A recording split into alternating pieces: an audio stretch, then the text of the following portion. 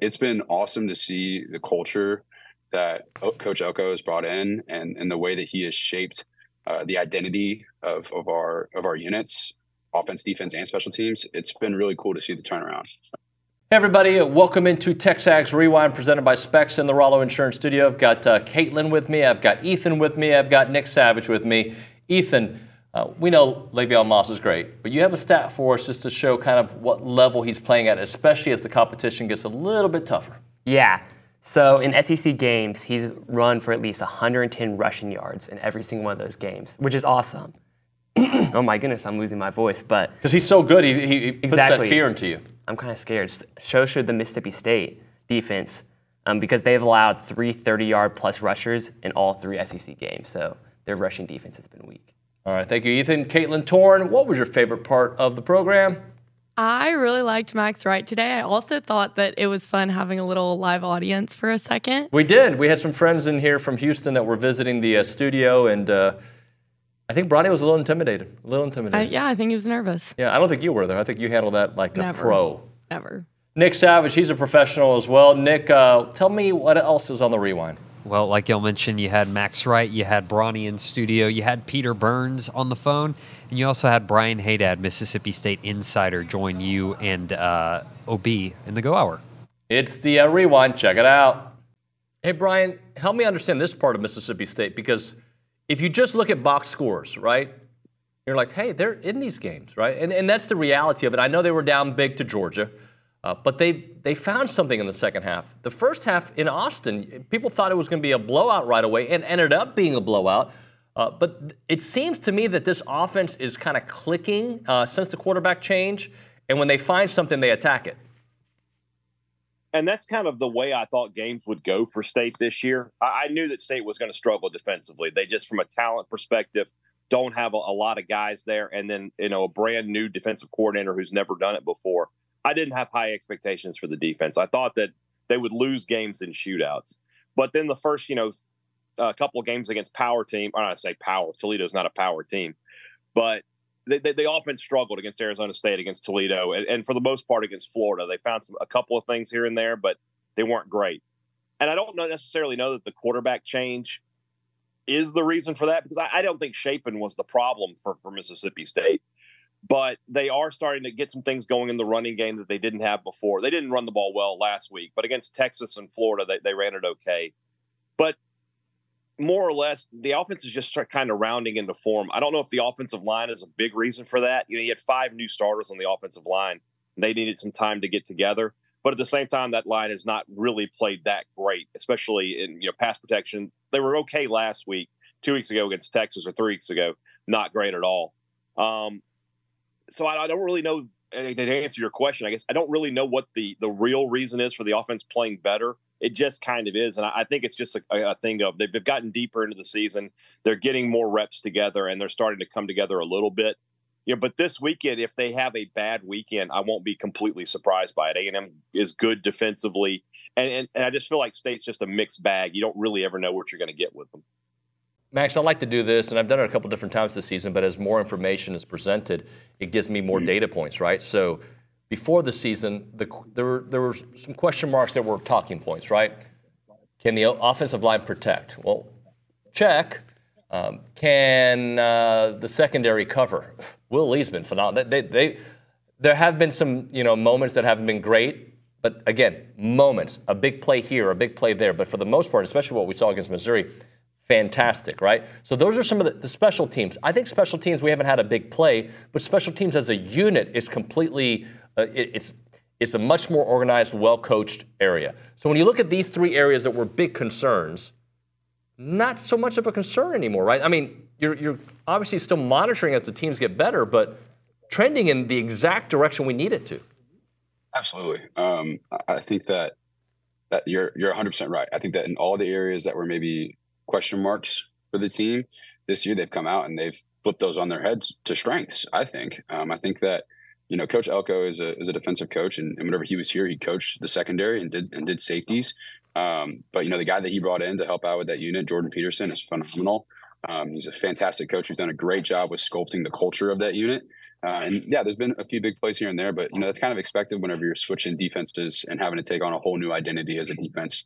But yeah, they've done a great job with switching there. And then, I mean, the special teams has been, I think, one of the more consistent things that's made a ton of growth. Randy Bond has improved a lot since last season, and not like he struggled last year, but man, he's been hitting big field goals. He's been helping us with getting points on the board, and when you can have drives where you're getting points, maybe not touchdowns, but you're getting points every single drive, that sets you up to win football games. And special teams plays a huge part in that.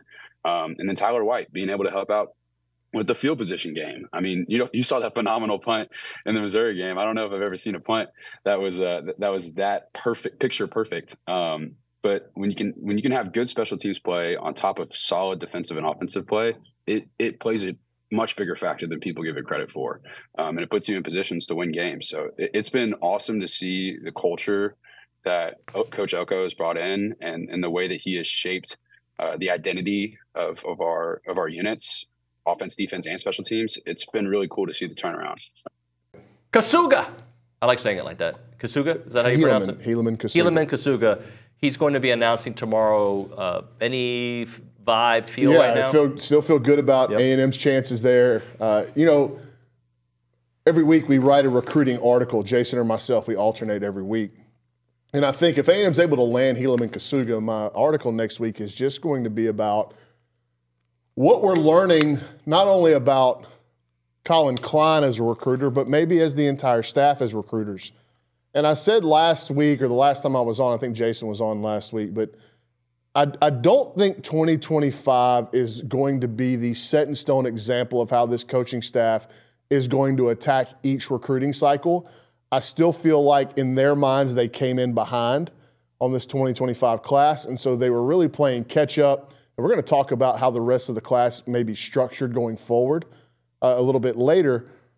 But for right now, if you start looking at individual coaches, I think we're getting a little glimpse of how it's going to go going forward, but over an overarching class-wide view, I think 2026 will look a little bit different than 2025 because 2026 is where they've been able to get established, get a foothold in all the recruitments, understand who the decision makers are in the recruitments outside of the kids, right? Because every recruitment is different. So if I'm recruiting Christian Nuno, he may have important people that he needs to talk to. If I'm recruiting Isla Nuno, she may have different important people that I need to talk to. Every recruitment is different, right? So understanding the people involved in the inner circles of each recruitment, it takes a little while. And so, yes, this is their first technical full cycle, but they still came in behind the eight ball in terms of understanding the relationships and the important roles in each recruitment.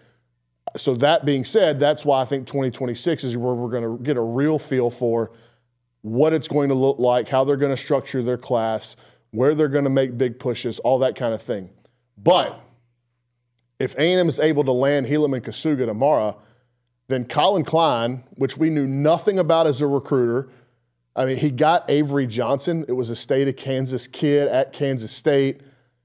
How many times does the state of Kansas produce a quarterback of that level? Not very often. So it did say something that he was able to keep him in state while he was in Manhattan.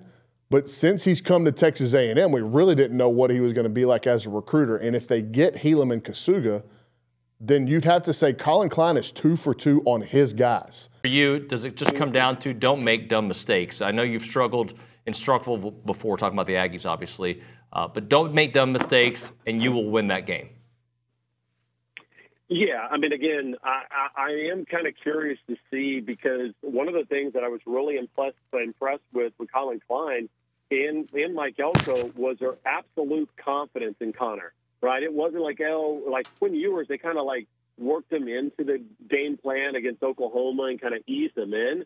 Colin Klein said, "No, the hell with that. Go throw darts." And I think that I love that mentality for him. So I think that's the mentality you have to take. Like, you're not going to be yellowing it and just calling 4 verts all the time, but give Connor that same vote of confidence that you had. And I think that helped the wide receivers. I think they.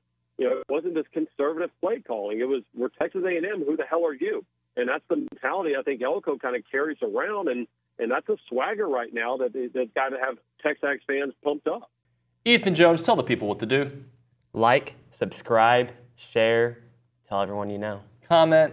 Yeah, that too. Yeah. That works. And maybe mention to your grandmother, just in passing, Yeah. not like a major dialogue. Just be like, by the way, grandma, yada, yada. What do you call your grandma? Anybody? Mama, Mima, what? Belba. I call my grandma Belba. Oh, wow. I just call her grandma. I feel kind of boring now. Nick, what do you call your grandmother? Mimi. Mimi. Mimi and Yaya. Yeah, I had Mama and Mima. That's what we did in our house. I don't know why this became a topic. We'll see you next time.